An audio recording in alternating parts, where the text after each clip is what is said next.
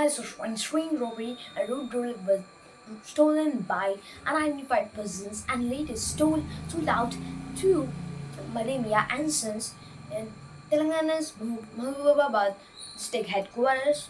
According to Mahbubabad town CI, based on a complaint lodged by Biskam Reddy, a native of Allapuram in Khammam district, we have registered a case and are examining the CCTV footage to trace the robbers and are investigating the case, CI said.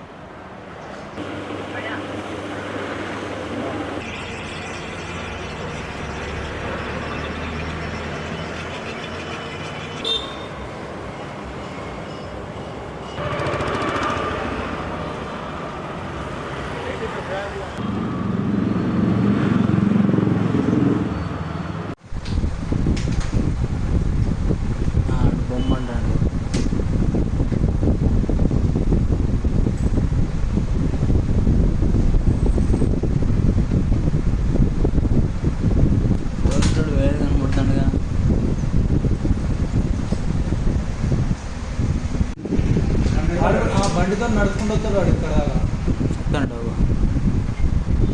Audi face ఎట్లా కనబడాలి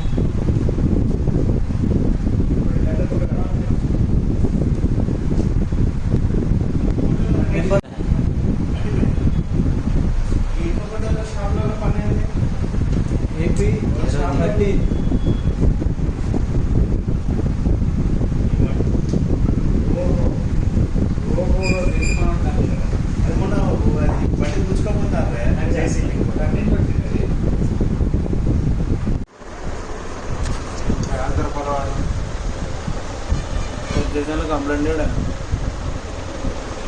నా పేరు SK Karim Pasha sir. మాది పాతిన shop Bademiya కొడుకుని sir. నేను ఇలా road roller పాతది ఉన్నది స్క్రాప్కి అమ్ముదామని చెప్పి మా దగ్గరకు వచ్చారు సార్. వస్తే మేము వెళ్ళి చూడడం జరిగింది.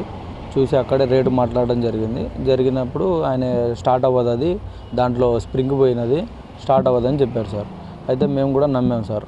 అయితే అలా అని ఇలా తీసుకెళ్ళాలని అడిగితే ఆయనే మొత్తం ఫోటోలలో ఎవిడెన్స్ చూపించారు సార్. జేసీబీ పెట్టి ఇట్లా లాక్కపోవచ్చు ఇలా అని చెప్పాడు సార్. చెప్తే సరే అని జేసీబీతోనే ఆయనే మేమిద్దరం కలిసి జేసీబీ మాట్లాడి వచ్చాను సార్. వచ్చి జేసీబీకి చైన్ వేసి కట్టి దీనికి మరి స్టీరింగ్ మీద కూర్చోడానికి ఎవరు లేరు అనగా నేను కూర్చొని తిప్పగలుగుతాలే అని నేను హామీ ఇచ్చాను సార్. అంటే తర్వాత తీసుకొని వచ్చి వేబ్రిడ్జి కాంటా దగ్గర కాంటా పెట్టి మా షాప్ దగ్గర తెచ్చి షాపు బయట పెట్టాం సార్. పెట్టిన తర్వాత ఆయన అమౌంట్ ఇవ్వడం అనేది జరిగింది. అమౌంట్ ఇచ్చిన తర్వాత మన నెంబర్ ఇంకో 2 రోడ్ రోలర్లు ఉన్నాయి మా దగ్గర.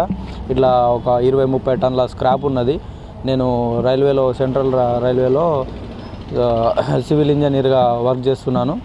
నాకు ఇట్లా వర్క్ చేస్తున్నప్పుడు ఇట్లాంటి ఖరాబ్ అయిన ఏమన్నా ఉంటే నేను ఇట్లా స్క్రాప్ మీకే చెప్తానని చెప్పడం జరిగింది. ఆయన నా నెంబర్ తీసుకొని మిస్ కాల్ ఇచ్చారు నాకు. మిస్ కాల్ ఇస్తే సరే అని నేను ఆ నెంబర్ని సేవ్ చేసుకున్నాను. ఆయన ద్వారా వచ్చింది కాబట్టి మిస్ కాల్ రింగ్ అయింది నాకు ఫోను. మిస్ కాల్ నేను సేవ్ చేసుకున్నాను.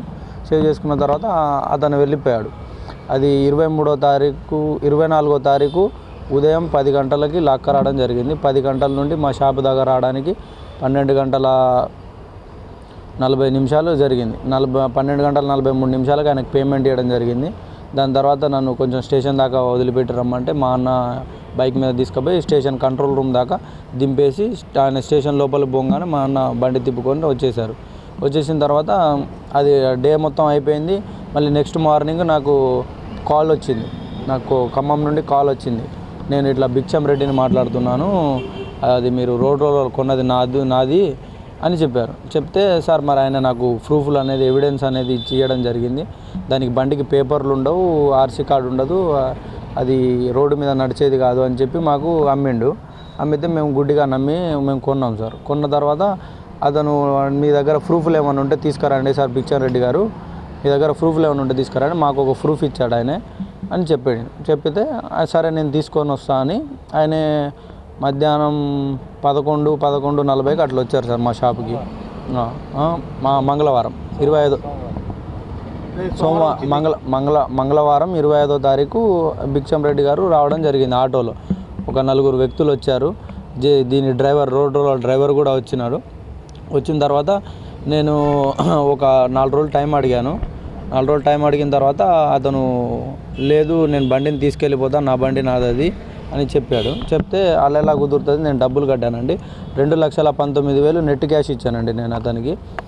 ఇచ్చిన తర్వాత మళ్ళీ ఏమైందంటే ఆయన లేదు నేను పిఎస్లో కంప్లైంట్ పెడతా అంటే, సరే ఆలోచించి చూద్దాం, దొరకడా అనేది ప్రయత్నిద్దామని చెప్పినాం. సరే ప్రయత్నించండి, మీరు కేసు పెట్టుకుంటే మీరే పెట్టుకోండి అని చెప్పిండు ఆయన.